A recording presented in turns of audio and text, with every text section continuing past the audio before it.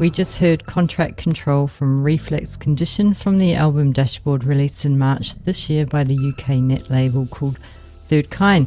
And we are very honoured to have in the studios of PBS the very wonderful Mickey Ray, who is Reflex Condition, speaking with us from Auckland in Aotearoa, which is the Maori name for the North Island in New Zealand. Hi Mickey, and welcome to the program. I've been really keen to have a chat with you as I've been quite intrigued by your music, and in particular most recently with the net album Dashboard that was released in March this year. In fact, I've been actually a little bit obsessed with it over the last couple of weeks. It's a really good album, but first, would you like to do an introduction and give our listeners just a little bit of a history about yourself and your journey you have taken to get here with your new album, Dashboard? Sure.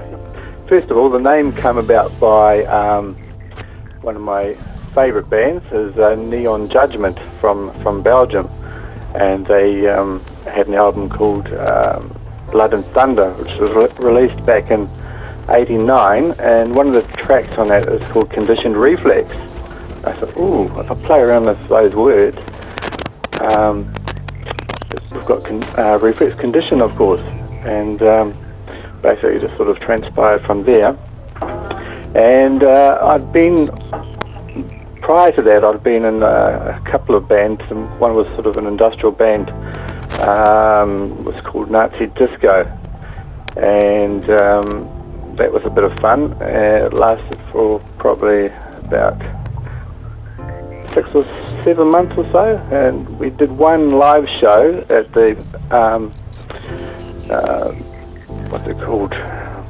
Just trying to think of the name of the venue. It's in Mount Eden, Powerhouse or something, I think it was called. And then it was sort of fairly short-lived, and after that we sort of called it a day. But subsequent from that point, my friend who was also in the band, Mark Warbank, he also has a project called Hieronymus Bosch. He's been working on, he's been involved with since the 80s too. And so anyway, him and I sort of got together and thought we had sort of an eclectic taste in music, and thought maybe we should actually do something further. So we opened up a record shop, K Road, and it was called Bizarre Beats, which is like a specialist shop. And that was quite an interesting, a bit of a learning curve, because when you specialise in sort of obscure music, of course you're not sort of catering to everyone's taste. You're just more specific in the way you're sort of directing it. So we did that. We opened that shop in about 1998, which was, of course, a few years after the Nazi Disco. But at the same time as we opened the shop, I'd been sort of mucking around with Reflex Condition, and sort of coming up with different ideas. And it was just a concept I was sort of toying with. At the same time as we were doing the shop, and then about 1999, unfortunately we had to close the doors on the shop because we just couldn't get enough interest, and so we were in limbo for a little while after that, and sort of recently got back into Reflex Condition stuff again, I guess over the last 2 or 3 years, 2012. Well, it's certainly good to have you back, because you're doing some really wonderful things. You are the only one in Reflex Condition. Is that on purpose? Yes, it's just when you're working by yourself, it's just so much easier to put down ideas, and not so much compromise going on. You've got the freedom of just sort of experimenting, and if it works, or something that's sort of an idea that you want to run with, well, you can. And I really do find it easier just to work by myself, because I'm sort of very familiar with my sort of studio here that I use for recording, and like I'll come up with a sound. It might be just mucking around with a couple of notes, and I can't actually read music. I've never been able to read music. It's something I would love to do in the future, but I haven't been able to. But when I come up with an idea, I basically will make a riff, a loop or something, and I'll sort of put it into the studio, and then I'll add some other layering and some other textures to go with it, and I'll slowly just build it up and sort of let the thing evolve by itself rather than trying to push it in certain directions. And it's a lot of fun, and I think I will continue just working by myself. Mind you, I have collaborated with a couple of artists recently, one from Germany, Daniel Delizos. I'm not sure how to pronounce his last name, but he's got a project called Nostada, and we did a collaboration on a track called Fluffy, and he was really happy with the result, and I was pretty happy with the result. And so that was a remix track. And recently we did a work with a guy from Greece, Theophil, his name is, and his project is Mean Flow. And so we did a collaboration there. We just released a couple of tracks. Well, we haven't released them, but we've just produced them. I'll see if guys from Third Kind might be interested in possibly putting on their label. We'll see how we go. It's I don't know if you've heard it all, Leanne. Have you heard anything from Mean Flow at all? No, I haven't. The track that we worked on is called Spring Anthem, and the other one's Down Over. Oh, well, I'll certainly hunt those out and possibly play them when I'm back here again, I think in a month. Are the sounds in your head before you start recording, or do the sounds have an influence on the equipment that you use? It's mainly on the equipment I use. I've got like 5 keyboards. I've got a Korg. Just 5? Pardon? Just 5? 5, yeah. It's Korg Poly 800. It was an old one, vintage keyboard from '83. There's also a Yamaha DJX 2, and that came around 2000, and that's got some real nice voices in it. And there's a Yamaha PSR 36, that's also from '83, so that's a bit of a vintage one. Yamaha PSR S550, it's a Ranger workstation from 2010, and I've got also a Yamaha CS1X from 1999. So when you're actually sort of configuring the song, I try to incorporate at least 3 or 4 of them, these different keyboards, just to give a different sort of feel to the song. And in terms of your music, what do you bring into your music in terms of inspiration? Just the music that I've sort of listened to over the years. Listened to many different genres, many different styles. I've never been one for pop music as such, but I do like a nice melody, you know, or a nice sort of something that has a sort of a strong emotive. I sort of tend to lean towards sadder sounding music. I'm not too sure why that is. Is there a story in your music? Not really. Sometimes I'll add vocals and I'll just find something that sort of fits in with the rhythm. Well, I'm actually particularly fond of Dim Serene. That's off your Dashboard Net EP. Was there a story you were telling there with those lyrics? No, actually that was sort of my tribute to a band called Clan of Eximox. Oh, really? That was a song that they did. The lyrics anyway, but the song was completely different. It was sort of like my tribute to that. Oh, okay. Well, band. I think we should have a listen to them. Would you like to introduce it? Yes, this is Dim Serene by Reflex Condition.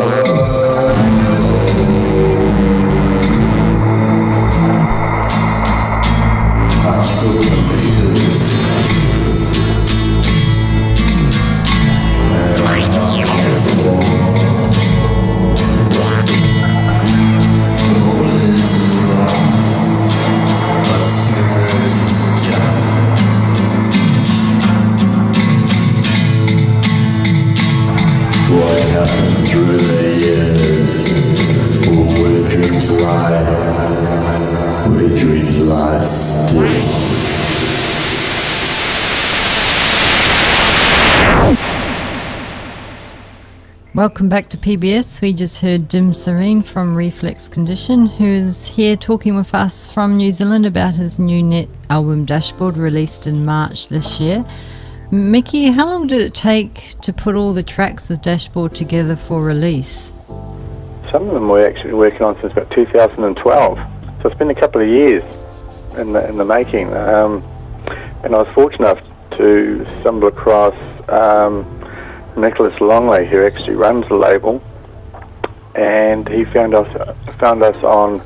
There's a group in SoundCloud that we sort of moderate called Sound Concepts and Experimental Feeds, and he listened to a couple of our tracks and asked us if we would be interested in putting an album together for his label, which he was just fairly a recent label. He established it in what have we got here? 3rd of September 2013 he got that.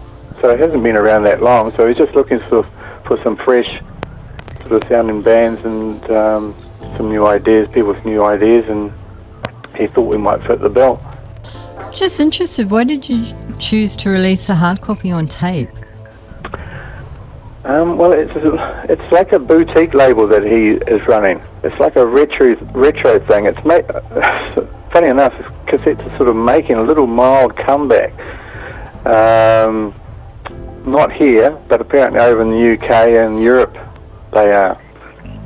So, but he released them of very high quality. It's a Ferro, what's it called, Ferric C60 tape, and sort of the packaging. It's a concept packaging as well, which sort of makes a little bit more interesting, something you'd possibly want to own as a sort of hard copy format. It's hard to get people interested in sort of hard copy these days. Look, I'm self-admittedly terrible with hard copies. I got rid of all of mine at a market here we call Comberwell, and I download everything now. So, I do have a tape recorder though, but I must admit I no longer have a anything to play my records on, although I still have my collection of 80s New Zealand grunge records, so there you go. I think everyone's got to have a little bit of grunge in the collection. Big fan of Flying Nun, but yeah. Oh really? Yeah, oh yeah. Dunedin, Mickey, Dunedin. Oh, of course, yes, no, Flying Nun is huge. Yeah. That was a bit of influence for me too. The Skeptics, remember them? Yes, I do. Yep. I really liked Spiderbait, and I had a little bit of an interest in Jean-Paul Sartre, but more their heavy sounds, not so much when they sort of got really... right. Yeah. Very early. What's his name? Jeffries, the Jeffrey brothers. Yeah. Nocturnal Projections. Yep. Did some great work. Yep, and all of Australia. More of a gothic approach. Yeah, no, there's fans. I mean, I could rattle off a whole list, but yeah, that's really good. And all of Australia knows that New Zealand does great music, but but I'm with you. How would you describe your sounds? How would I describe it? That's a very good question. Well, they're very interesting. So, yeah, it is a good question because even on that Dashboard album, they are going over quite a few places, and that's what keeps it so interesting. So, I was just wanting to hear if you've ever thought about it.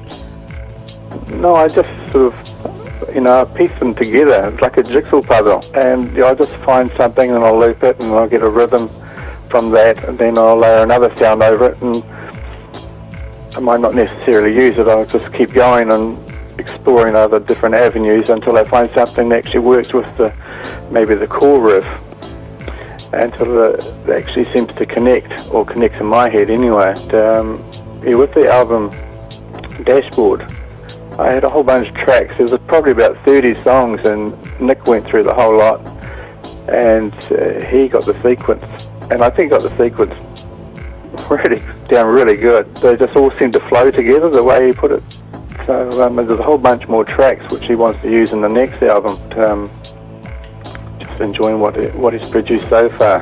And so I suppose my description of our sound, we sort of cover from everything from sort of like electronic body music to dark ambient to dark wave, a little bit of new wave, experimental music, of course. That's why you're here. Yeah, exactly. Well, I think on that note, let's listen to another of your sounds. This one, if you would like to introduce, is Devil in the Keg, which is track 3 of the Dashboard Net EP, I believe. Yes, Devil in the Keg. Exhibition again off the Dashboard album. And how long did it take you to put this one together? Because this is full of interesting sounds. When you talk about experimental, this is a good sample. This is a little bit more electronica, this one. Yeah, so we're just sort of exploring different areas with this track. It was a little bit of a different direction, previous work, and even our later work. But something that had to be explored to be fully sort of appreciated. Well, it's much appreciated by me, so let's listen to it. This is Devil in the Keg.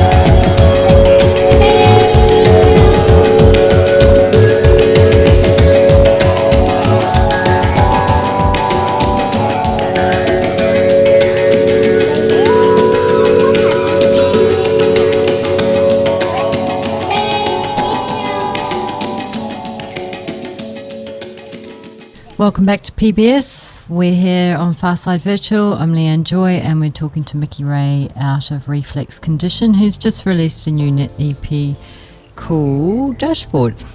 That was a great track. There's a little girl's voice in there saying we are having a picnic. A little girl you know, or a sample that you've used? It was just a sample. What was it about her voice that captured your imagination? I think it was just a loop. Mm-hmm. When you looped it together, by itself, it was nothing in particular that sort of stood out, but the voice just seemed to, when it was actually put in that sort of loop format, it just seemed to be sort of fairly hypnotic. It is. That's what really sort of captured me.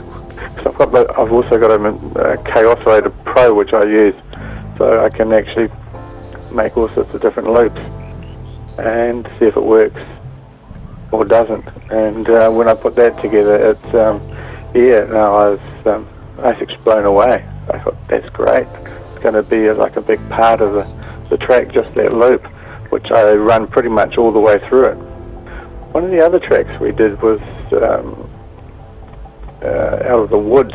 Have you listened to that one? I would have, but I don't know it offhand. We've got a union over here called Unite Union, and they were standing outside Sky Casino trying to get better wages for the staff in there. They kept repeating the sound saying, no way in, no one in, no one out, no one in, no one out. That sounds great. And I got off the TV and I looped it and I thought, that's brilliant. So that's how we sort of married it up with the rest of the song. And that was sort of basically gave the song the outro. I sort of like, when I design a track, like to give it a bit of an intro and a bit of an outro. You don't sort of hear much of that these days. People like to start a track and then they stop it. So I try to do the full treatment when making a track.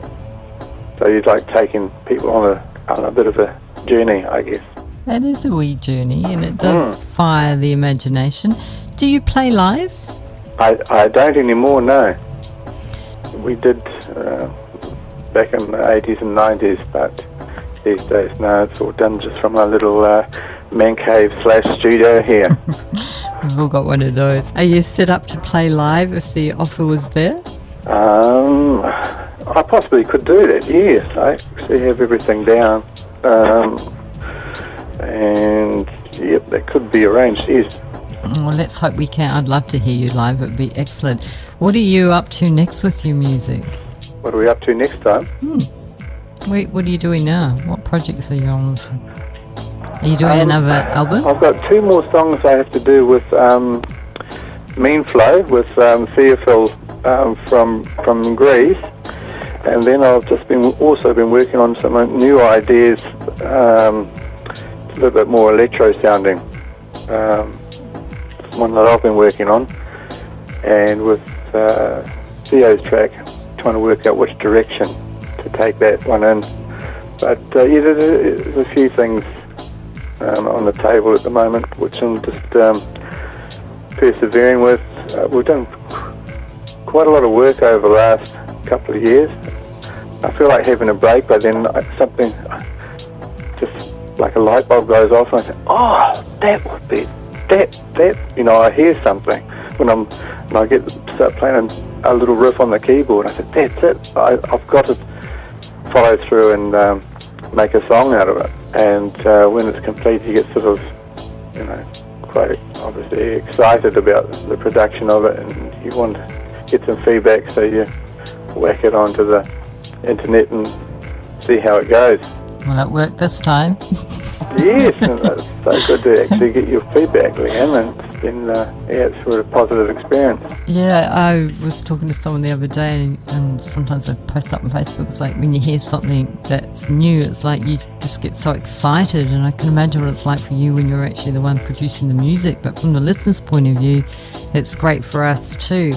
It would be really good if you came over here and played one day. Nice people here, and there's a huge lot of people in Melbourne who are really into experimental sounds. And there's some great artists in Melbourne. It's like bands like Soma. Do you remember them? Yes, I do. Yeah. I do. And of course, this early severed heads. I didn't like the later severed heads, but the early severed heads was great. Well, there's a bit of an underground. Oh, it's not really underground, like it's everywhere in Melbourne, but they're also really nice guys, and it's really easy to access them. So, you know, who knows? Maybe we will see you here. It would be really great. Absolutely. And even for a holiday, you can always come and say hello or shout your beer. It's only a 3-hour plane flight, so I know. I think it takes me that to get down to Tauranga from Auckland. I know. I should get over more often too. I haven't been to Auckland for a while. I lived there for a little while. Anyway, hey, thanks for taking the time to speak to us. I really, really like this album, and I hope it gets all the attention it deserves. And for everyone listening, you should go and check it out. It will be up on the playlist, and it's on Bandcamp under the Third Kind net label. Just quickly too, with your new stuff you're doing, will that be released through the same net label? I presume so, yes. One I'm actually working with at the moment. Nick, he's just such an easy guy to work with, and because he does the cassette, he also does the digital as well, so it's accessible for everybody. I'm looking forward to doing the next album with him. Well, sounds like it's a really good team because, as you know, with a lot of this sort of experimental music, some of the recordings aren't so good and some of them are very good. And whatever he's doing, it's really good because the downloads are excellent, and he's obviously put a great album together for you. So nice little collaboration. So thank you to him as well. I'm going to go out with another favourite of mine called Qualk. I hope I pronounced that right. How do you say it? Cork. It comes from the band Bourbonnais Cork. Oh, okay. Does cork mean anything in particular? No. Just a sound. It was an early 80s industrial band, Bourbonnais Cork. And I just loved that name so much. I didn't want to obviously steal it, but the last section I just had to make a track out of it as like a tribute thing as well. Oh, nice. That's a nice thing to do. I'll chase them up after this as well. Well, you should introduce it and say your goodbyes, and, you know, thank you for being here and talking to us. It's wonderful, and it's just a great album. So everyone, have a good listen. Thank you very much, Louanne. You're welcome. So such a big boost. Pleasure's all mine. You guys are always so humble with your talents. It cracks me up. You just got all this great sound coming out left, right and centre, and you're all very humble people, which is a good thing. So you should introduce it, and on that note, goodbye, Mickey. See you again. See you on Facebook. I look forward to talking to you again soon. Yeah, no worries. We'll have you back too when your new album comes out. Lovely. Look forward to it. Okay, so this is Cork. This is Cork. Another Reflex Condition. Excellent. All right. Good night. Night.